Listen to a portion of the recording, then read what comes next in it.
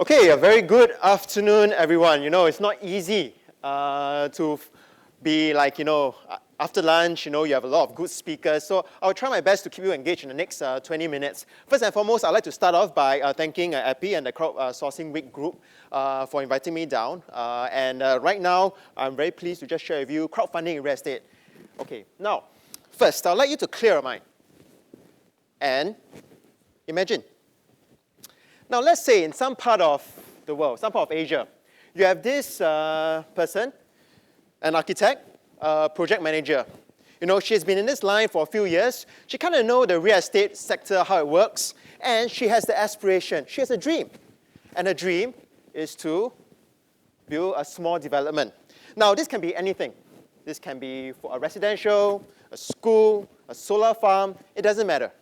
But for this particular instance, she wants to build a low-cost housing apartment. And she knows that by doing that, she can give employment, she can give affordable housing, and it builds community.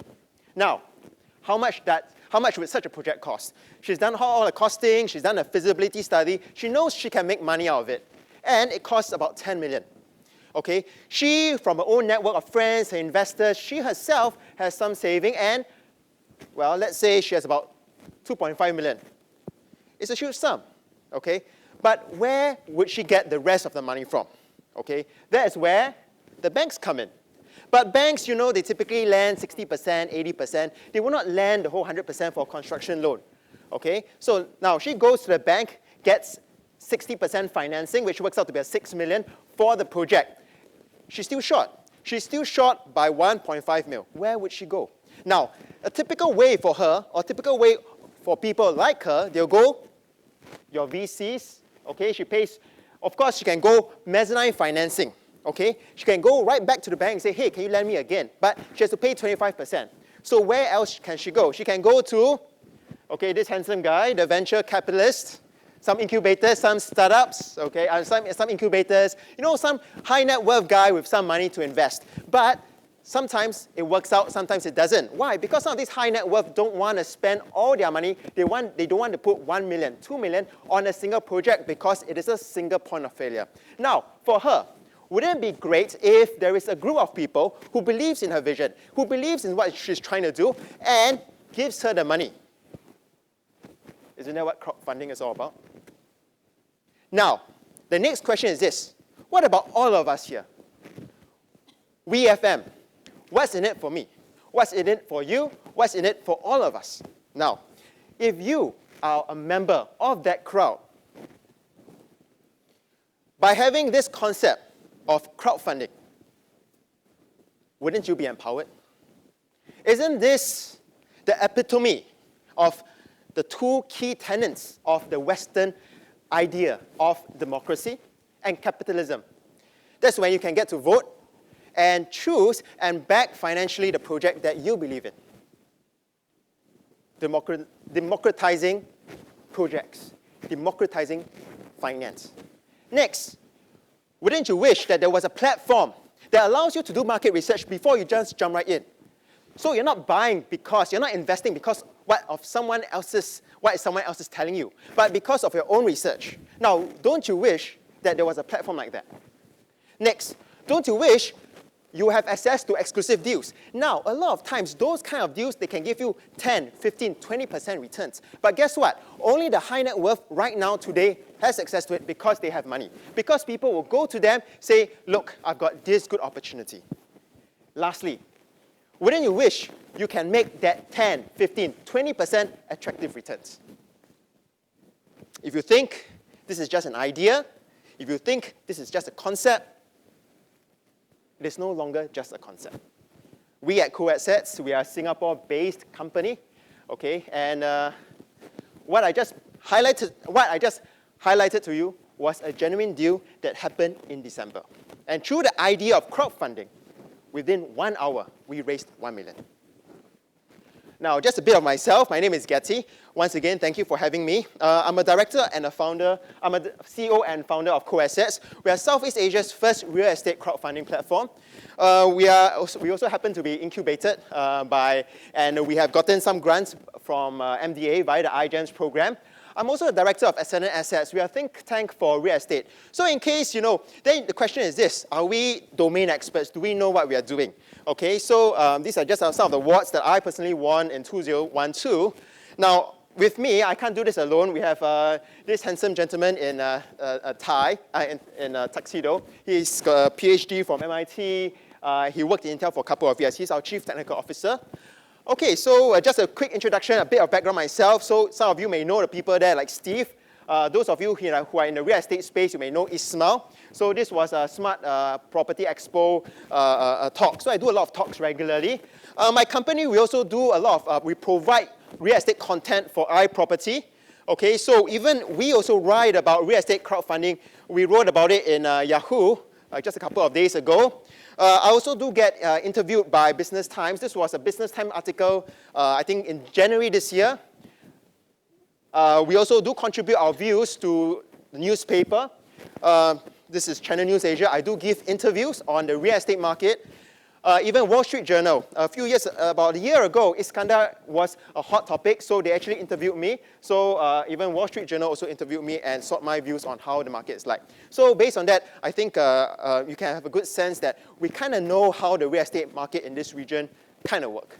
Okay, so then the question is this: real estate crowdfunding versus real estate co-investing. How different is it? Okay, now there's two key differences. The first difference is reach. Now, the difference between co-investing, now think about it. Before all this concept of crowd investing, aren't people already coming together and investing? The very basic husband and wife coming together, buying a property, your home, that is co-investment. And if you think about it, isn't that a form of crowdfunding when you and wife crowdfund the property together? Okay, so which means to say that, the idea of co-investing and crowdfunding, the idea of crowdfunding in the real estate space has been around for some time. But then what is the difference? Now, the key difference is this: number one, reach. Because why? When you're talking about co-investing, chances are you're doing it with people that you know, your immediate social network. Okay? Hence, the potential of crowdfunding, ladies and gentlemen, is the internet, the scalability.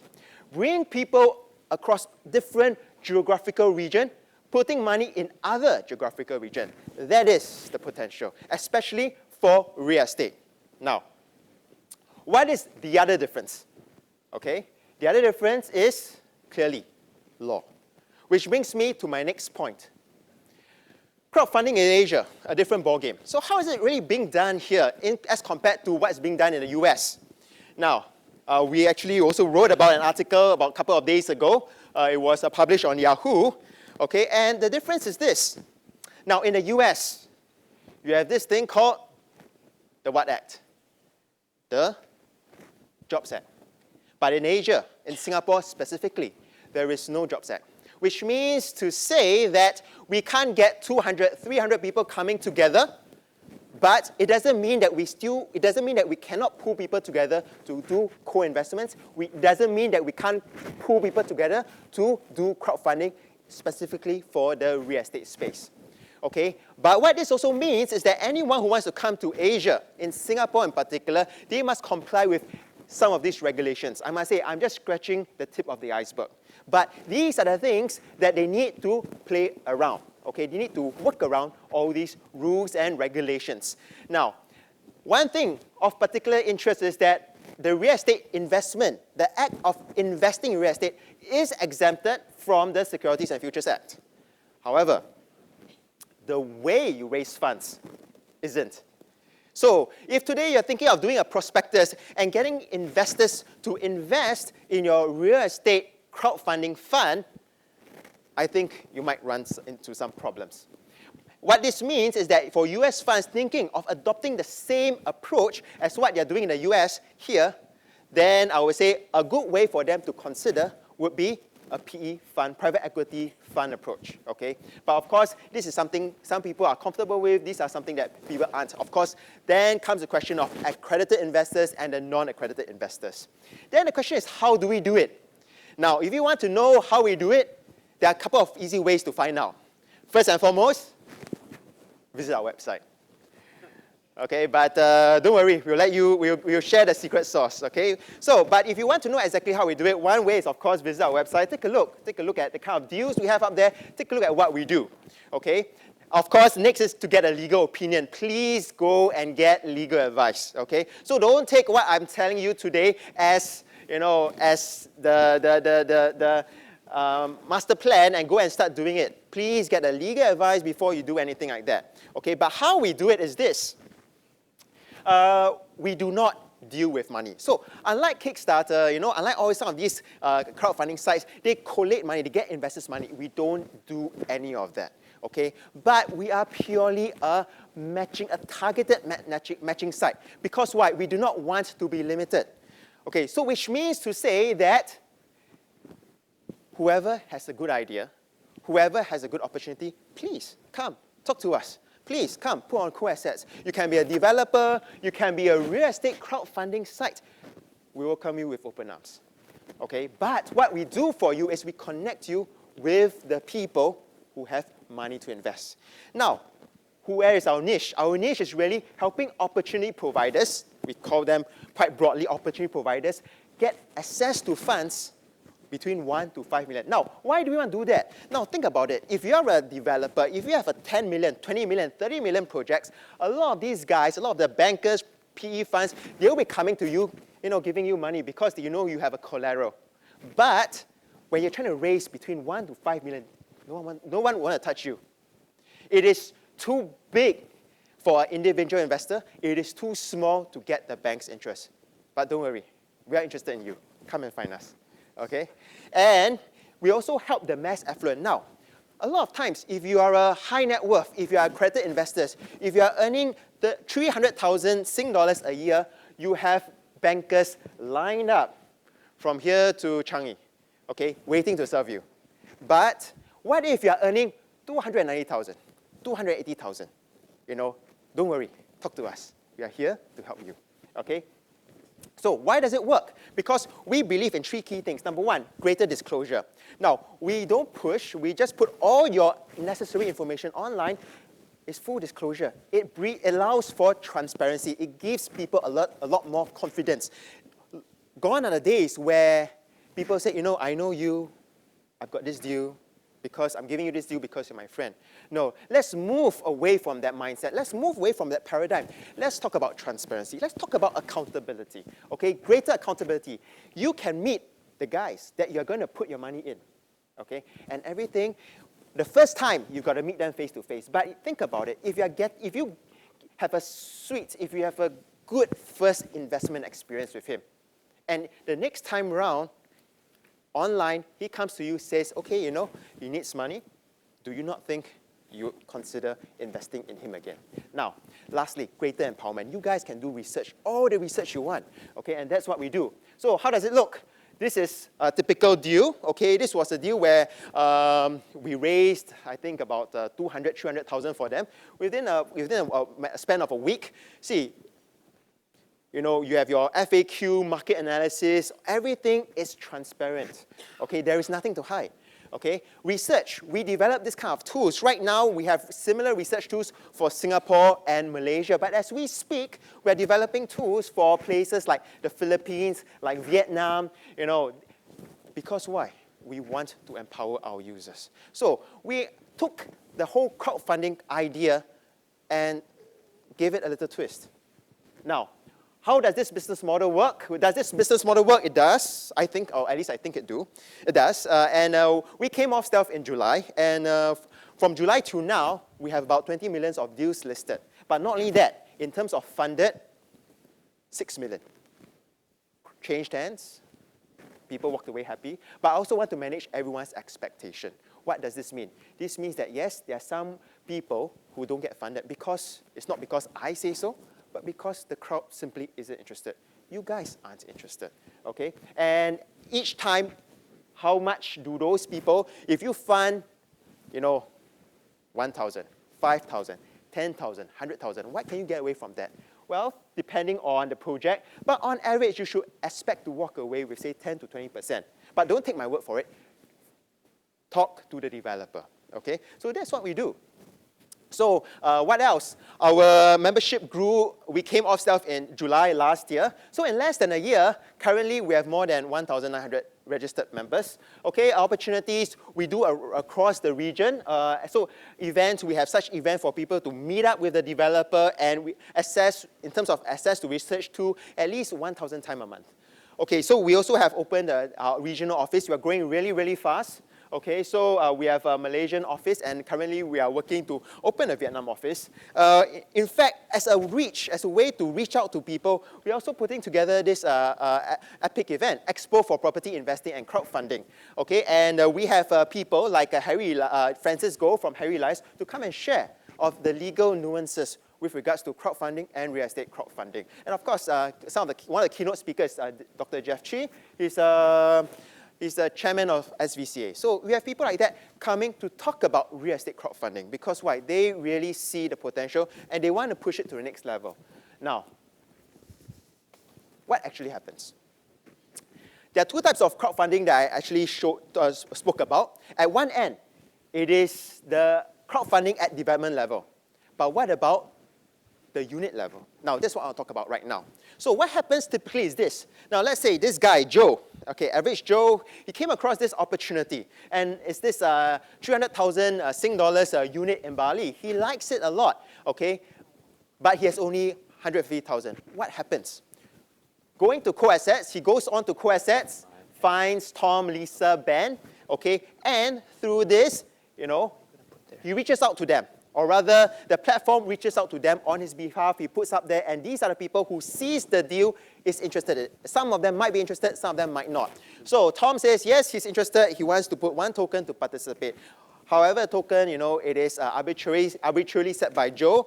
Lisa sees she's not interested, she's going to pass. Ben says he's interested, he's slightly more interested, hence he puts 2 tokens. And Dave, he likes it a lot, he's going to put 3 tokens, okay? So what happens is this, after that, he comes up with his 150,000 because Dave likes it. So, which means to say the more tokens that he's interested means the more keen he's prepared to participate. So Joe will definitely go to him first. And he says this, hey Dave, you have indicated your most interest. How much do you want to invest? And he says, okay, 100,000. He needs a light.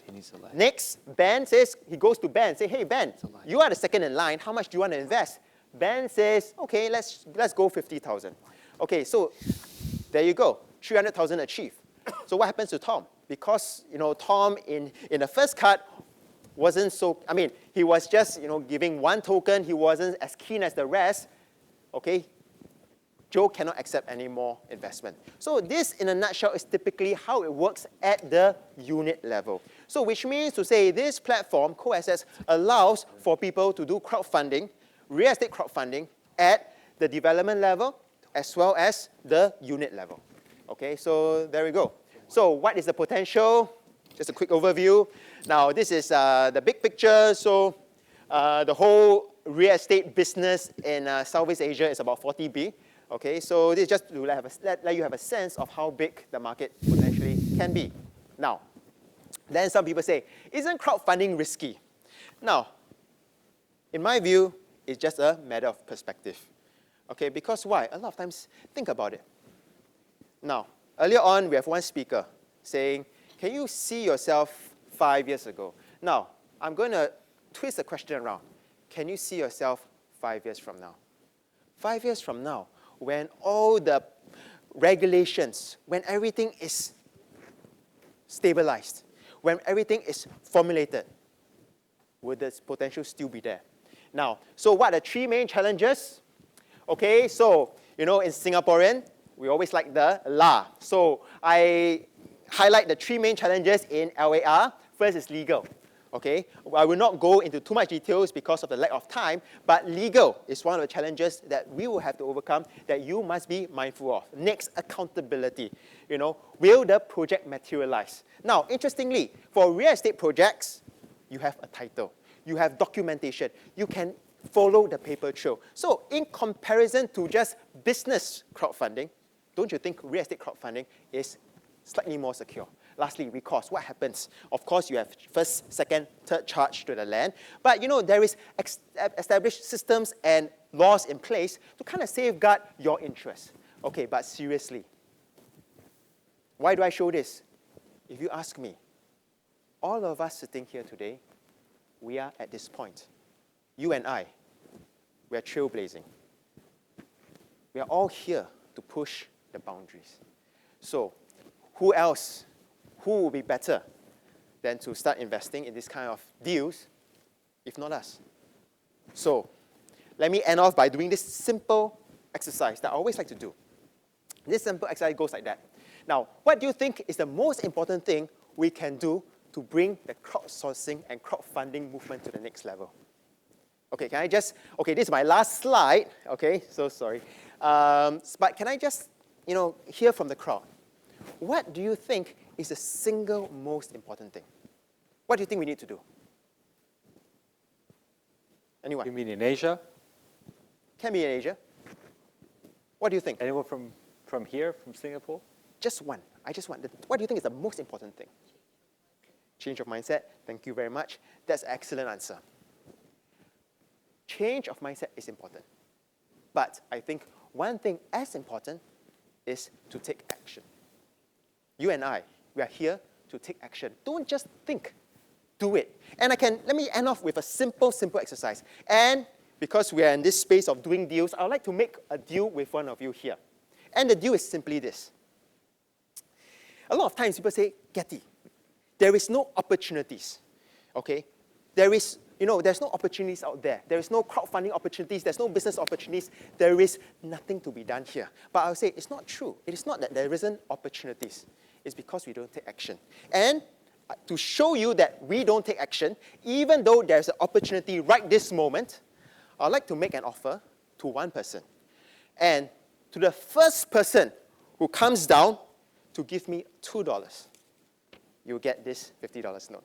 This is an offer. You got to put my hand. You got to come up to me and put it in my hand. Come on. You got to come up to me and put it in my hand. Come on. Come on. $2. You got to iron the market. Can we give him a round of applause, please? Yay. Thank you. No, Wow. I didn't plant him there, okay? No, this wasn't planned at all. I'm sorry, this wasn't planned. This wasn't a plan. I'm sorry, you guys were late. But This is happy moment, wow. But ladies and gentlemen, this is what I mean by taking action. This All is of us awesome. here I like that. heard the deal, heard the I opportunity. really like this. All of us here This is can awesome. take action, but how many of us Let's do it actually one more got time. up and do it? Let's do it one more time. No, there isn't. Okay, I have an offer. I'll show you $10, you bring me a $1,000 bill. It doesn't work like that. By the way, there's a 1,000 bill here in Singapore, right? Yes. I'm sure this man has a $1,000 bill. Not with me right now. Okay, so Awesome. anyway, I'm done. This is great. Well, action. the interesting part is like, he got me already. So we are looking You for know why partners, he's great? take action. You know why you're great? You're a good salesperson. I'm just kidding. All right. Yeah. Thank you. Thank you. This is really interesting, and we talk about mindset. I said this is the number one resource that we have, and that we don't even think about it. It's the mindset, and we still operate. And I always say, like, I have friends, I have acquaintances in New York and everywhere, and for 10 years, they still complain about the old job. They still complain about their boss and everything. But in the same time, they take vacations for 2 months, and they come back. They can't go to work. They drag themselves. And in the end, I was like, dude, relax. I said, why are you keep going on the wrong train? And life is as simple as being on a wrong train. And when you know that you're on the wrong train, what do? You get up, and you take another train, and you go. That's it. As simple as that. You just have to make a bold move. Thank you very much. Thank you. Great. Thank you. Oh, this is a little token for you. There's $50 in the inside. Okay. I didn't plant him really, honestly. This is not a plan at all, I swear. All right, okay. I'm not good at smart like that, so